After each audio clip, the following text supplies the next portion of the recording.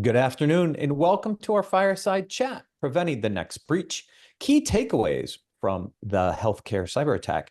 I'm your moderator, Matt Alderman, Chief Product Officer here at CyberSaint.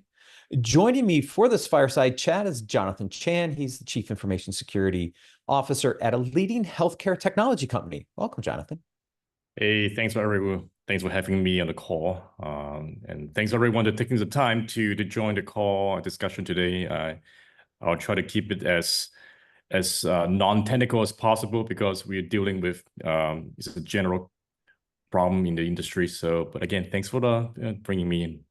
Yeah, pleasure. So, Jonathan, let's start with the easy question. Like, why is security so important in healthcare? Like, why is healthcare being targeted for so many attacks?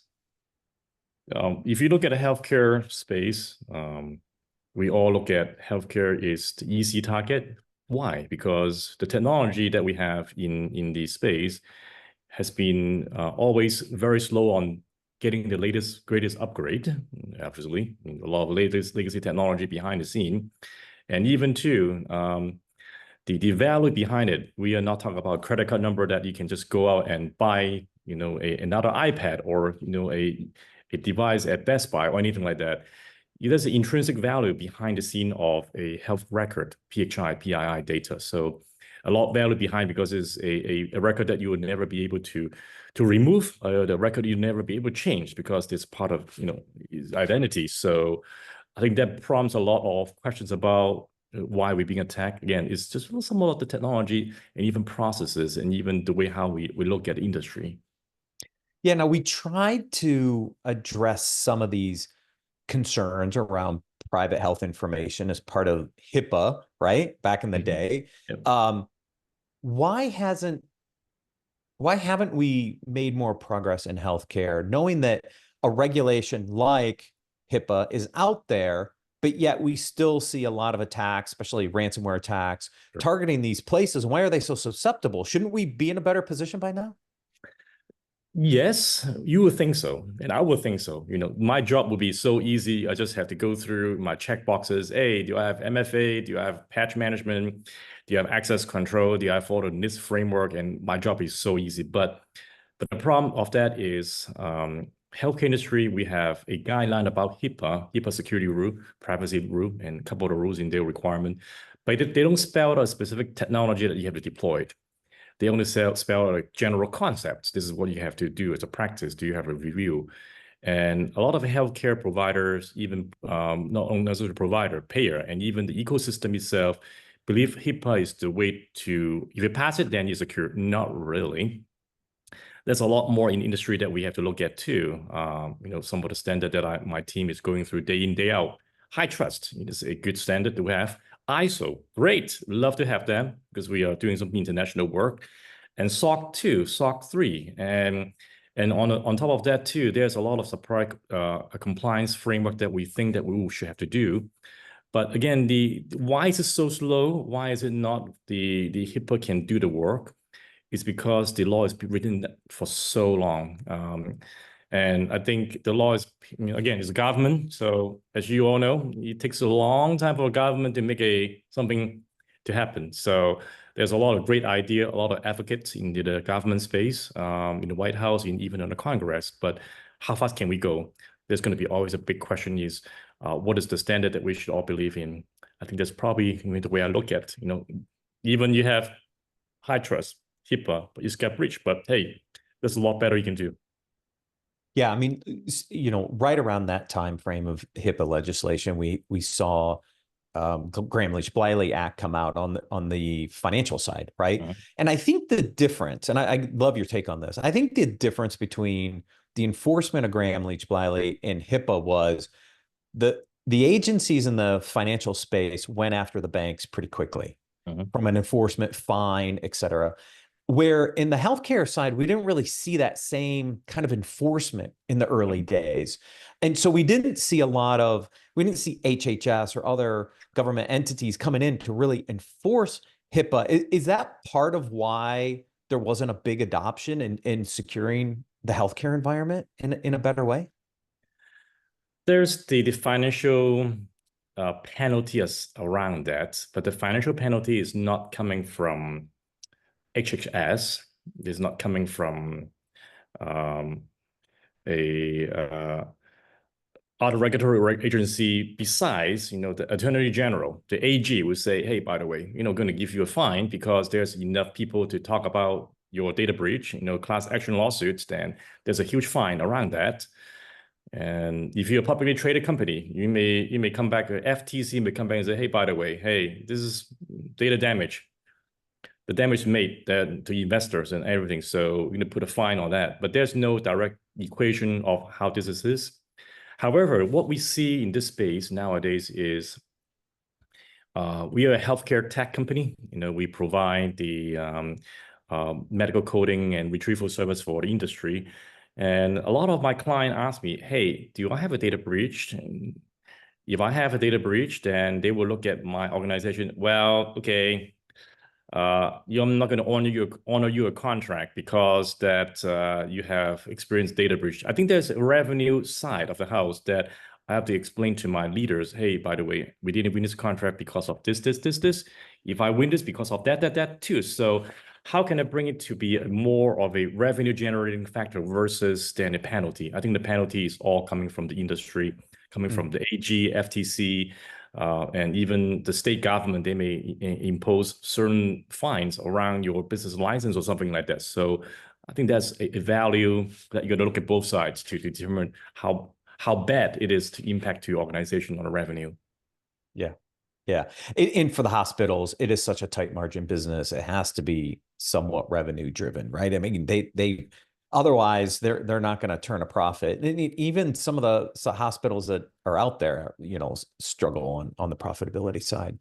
So let's talk a little bit about, which areas should healthcare organizations focus on? Like, what are the kind of the main areas that are creating these weaknesses for these cyber attacks to happen? Where should they start, I guess, is the question.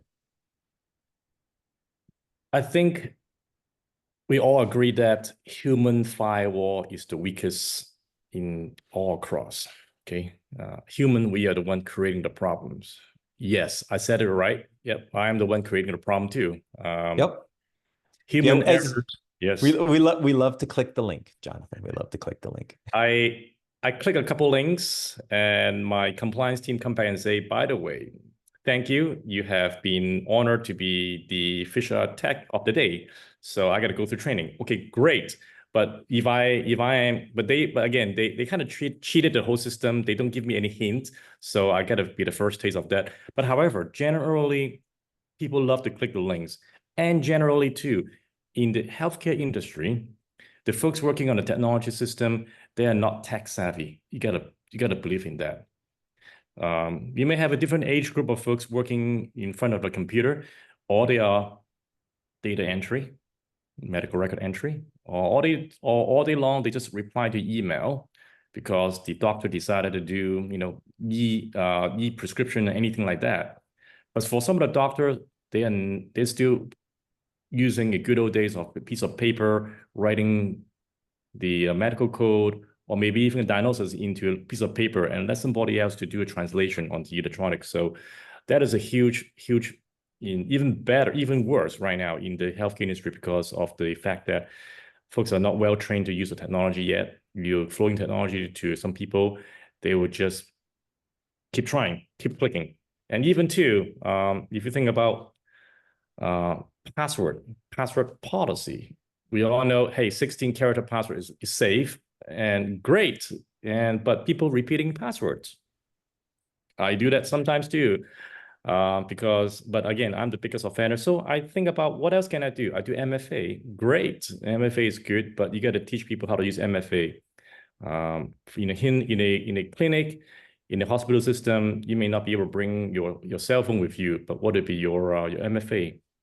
You may have to use your thumbprint, or maybe you have some other token that you have to do. But there's something that we have to do at a broader scale, is to teach people how to use the security technology, the cyber tech that we flow in front of this industry. So So we've attempted to solve the human error problem for a while.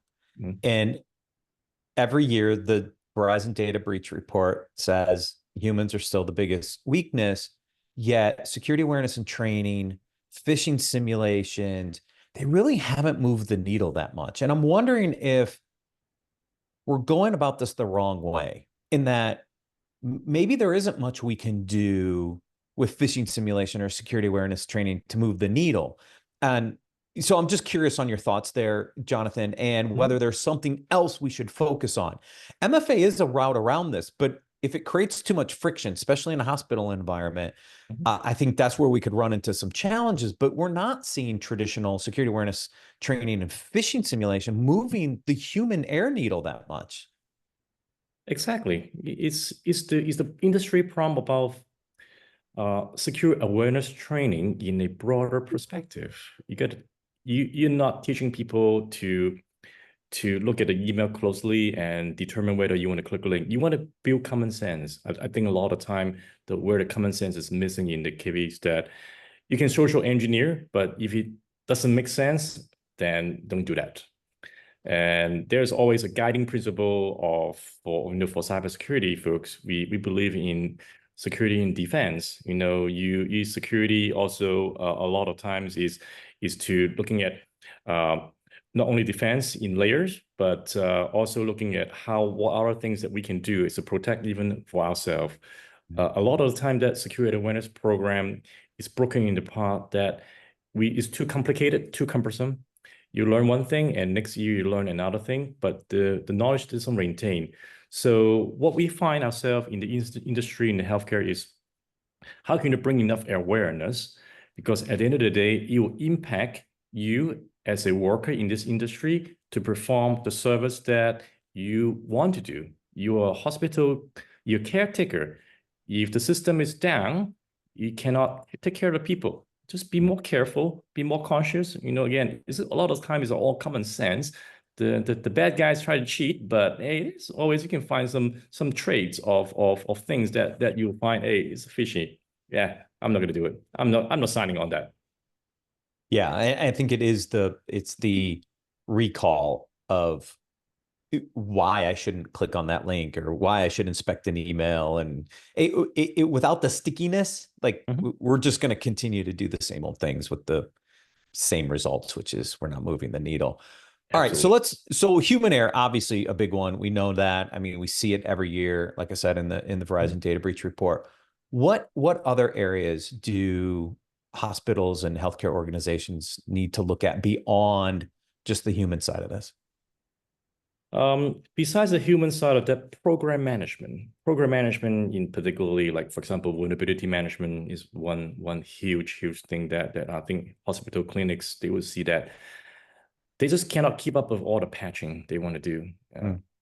Hospital system, they are again profit margin is very low. They don't have the good old one IT to 150 employee headcount type of ratio, traditional IT. No, they're probably running 1 to 300. Maybe even they don't even have it at all. They may outsource the entire thing to a third party to help manage the system. And I think too, a lot of times is the threat actor once they get into the system, once they get into the network, always they will do this to scan the network, find vulnerability, find the easy way to get in, access to Microsoft AD, do a cred dump, and try to access lateral link movement and do all the things. So I think the easy part of that is to get people click on a link and dump a malware and look for, and from malware look for vulnerability on the network. I think in a very poor vulnerability management is the second biggest one that we see in this industry. Again, it's too many. It's just too disruptive a lot of times. There's always a Windows 95 computer. Yes, it's going to be Windows 95 computer sitting at a doctor's office. Say he's not going to upgrade. There's always going to be something in the Windows NT. Okay, wow, NT. Yeah, well, there's probably some Windows NT medical devices that there's nobody want to upgrade because upgrading that medical device would cost $1 million. to do FDA reapproval and such. So there's a lot of legacy system that couldn't be patching or patching on time. That will be a good one. And another one too, I just want to throw it out there. Access control again, poor access control. User account we don't delete the user account sometimes, because we want to maintain the medical record for, or maybe the system in a way, because a lot of time the temp workers, they're coming back in. But again, the poor hygiene of security will cause issue that I think the industry will see as well. Third-party risk. There's so many things that again is a poor program management in the security side. Yeah, so I want to double click on legacy systems for a second, right? Because healthcare has a unique environment where they have a lot of medical devices that have these embedded systems in them. And like you said, they're expensive to upgrade. I'm curious, like network segmentation, right? Is there a way to segment those legacy systems, those embedded systems from the rest of the networks? Would network segmentation help with some of the legacy systems that can't be upgraded, that have vulnerabilities that could mitigate some of these attacks? I'm just curious if it's a strategy or technique that you've seen work in healthcare. Absolutely. This has just been brought up to a lot of discussion that I have with startups. A lot of startups, they are trying to solve this problem. It's not only healthcare, it's also utilities. There's legacy system that you just really, they didn't have it. Yep, they have it. We have it too. So building zero trust, building network segmentation, building, again, defense in layers, and even try to hide a box somewhere with no internet connection, but hiding internet connection. But however, there's a remote access to that box through internet. So, but you are not isolated. You still have that in there. It's about how we see the connected system that we have. We have a few doctors that I spent some time talking to. Actually, they do have system in a way that all they have is just a machine that only doing eye vision test. Are they connected to the network? No. All they have is just connecting to a printer, print it out, and you have a paper copy, and you scan. This machine is completely isolated because all it has is just only a power cord, keyboard, and mouse, no network cable. Even the network port, I think what I suggest to him is to pour concrete. No, don't pour concrete into the computer. No, you have just basically just going to some way to block that network cable in to get in there. That'll be the easiest way to disconnect from the network while we're building that zero trust or a lot of framework to build that isolation on the computer system. I think that's the way that industry is trending. And it's still being good too. A lot of the startup company in the industry, they're trying to look at the problem through multiple layers, data security, application security, and even it's so many ways to help on and addressing that needs. Yeah, makes sense. I mean, we've gotten so used to having everything interconnected, having our images available digitally, like instantly in the cloud. Like, yeah. If you don't need it, don't enable it. Supply chain, third parties. How big of an issue is that in healthcare? I would imagine there's a ton of suppliers and third-party relationships in a hospital environment. Is that a big weakness for healthcare? Absolutely. I think we have seen it for many data breach in the industry, a lot of name ones. It happens because the industry rely on each other. So if one system breaks, then the other system will not connect, then you cannot process medical records or maybe even processing claims and such like that. Well, is it a third party? Is it a big problem? I will say it's not a big problem in your own sense, but it's an industry problem. If you have enough third party in your ecosystem, it becomes an industry problem. There's always a third party that tied to the healthcare industry. There's always a fintech side. The fintech side also depending on some of the work that we do, because they're processing payment. And there's going to be a lot of work in the GovTech too, because again, at the end of the day, Medicaid, Medicaid is a government-run program. So we have to exchange data in there. Are they my risk? Absolutely. So it's an industry problem that we see, but the risk in there does exist. How can we, as a security leader, how to address that? is to looking at the basic principle of risk assessment. How much risk, and tell the business owner, by the way, if you want to do business with these folks, they are lesser secure. This is the risk you have. Are you willing? If you say, yes, I'm willing to take the risk, can you help? And I'll wear my CISO hat and say, by the way, I need investment XYZ to reduce the risk because I'm going to flow in a lot of processes. I may have to flow in a technology solution to give me some assurance to reduce the risk from a 50% risk, sorry, from a 90% risk down to a 50% risk. How can I reduce the risk? It still exists, but I just want to see how far I can bring it down, the likelihood of that. Right.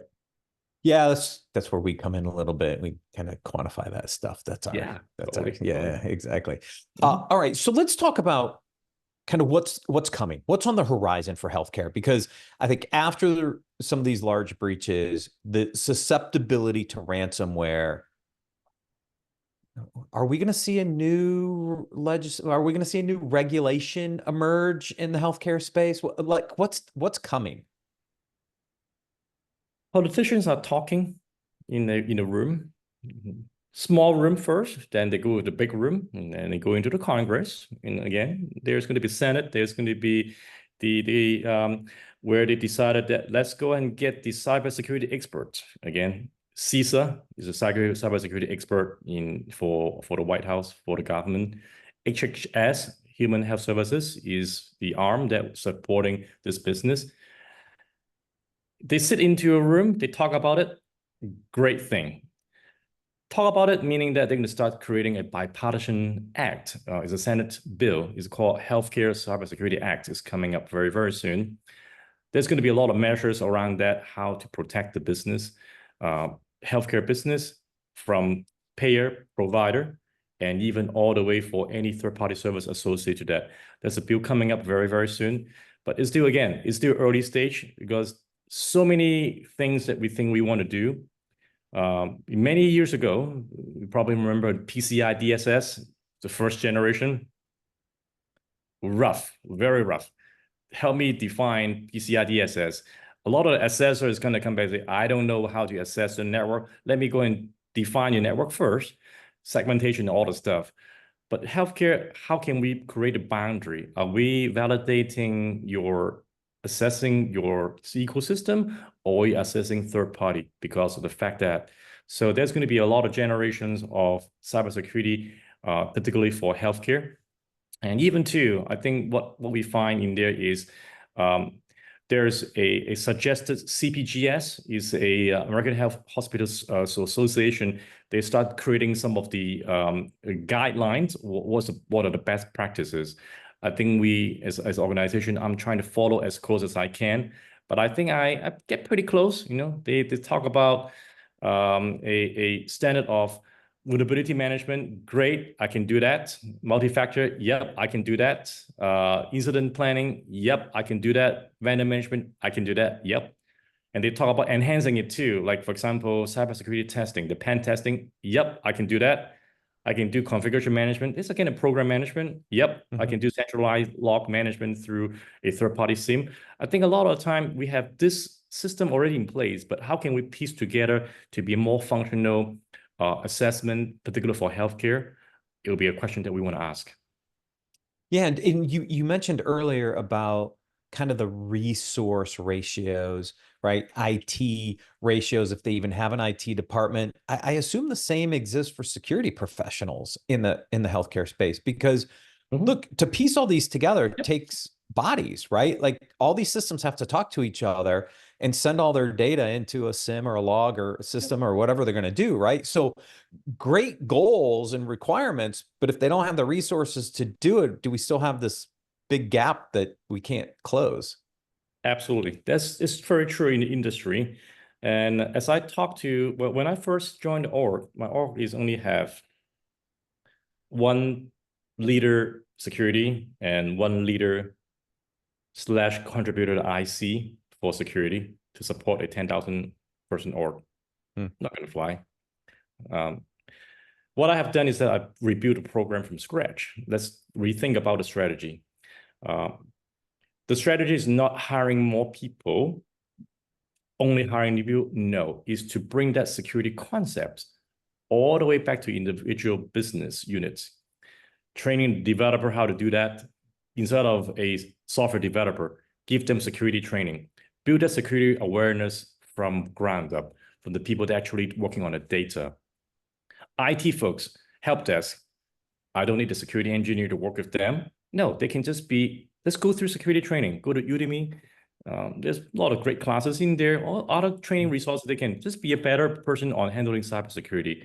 And even all the way for system administrator, train them up to the next level, blend security and IT together. And even the business folks too, bring security operations leader within their team, because they're looking at the data. They are the one that causing to store all the data, but let them think about, do they need to store the data? Does it make sense or not? Build that culture from the ground up. I think the hiring process, you would take care about yourself, but you already have a strong workforce, have a very strong security background. I think that's the way that organizations should be doing. Great recommendations. We've got a couple minutes left. If there's any questions, I have the Q&A tab open. So if anybody has any questions for Jonathan, feel free to drop them into the Q&A window. I can help Jonathan serve those up. While we're waiting for questions to come in, Jonathan, one last interesting question for me is, what's the future of the HIPAA regs if a new regulation comes out? And will we see a difference from an enforcement perspective if it does happen? Absolutely. The enforcement side of that would be, if you're talking about the provider side, they may have the license on hold, the doctor license on hold, because you're not able to, validate your clinic, your hospital system, meet the requirements. And if you're a payer side, the government will say, hey, you're not allowed to process Medicaid claim anymore. So there's a money side of that house that will be a big painful discussion to explain to the company why they're not able to make revenue of that. So and also the law itself will probably put people in jail too. I think that's where we want to find accountability all the way to the decision maker in there. But again, it's all about how the industry define that in scenario. I think we all welcome everyone in this discussion in here to talk among your team, talk among yourself, and even talk to your leaders and see what they think in this industry, what it's supposed to be. Yeah. Awesome. Jonathan, thank you so much for joining us on Stronger. Thank you so much for inviting me, and much appreciate. Oh, we have one question. One question popped in, before we drop. With massive sensitive data breaches recently, how is the protection of that sensitive data being done, if at all these crown jewels in healthcare are left unprotected? I got another healthcare provider with apologies yesterday for a massive breach. Yeah. Well, to make that, I will look at data protection. At the end of the day, is if you don't need to store it, do not store it. Even though we have the requirement of storing some data for a period of time, but using a business sense to look at that. Data encryption, relooking at data encryption, relooking at where the data is. And on top of that too, practice data tagging. The people who created the data have to tag the data. And if you tag the data properly, your security process, your tooling will be able to follow the process and create the right DLP, creating the right technology program to address the sensitive data in there. Hope I answered your question. Yeah, great answer. All right, everyone. I think that's it. Thank you, everyone, for joining us, and I hope you enjoy the rest of Stronger 2024. Thanks, everyone. Thanks, everyone. Bye.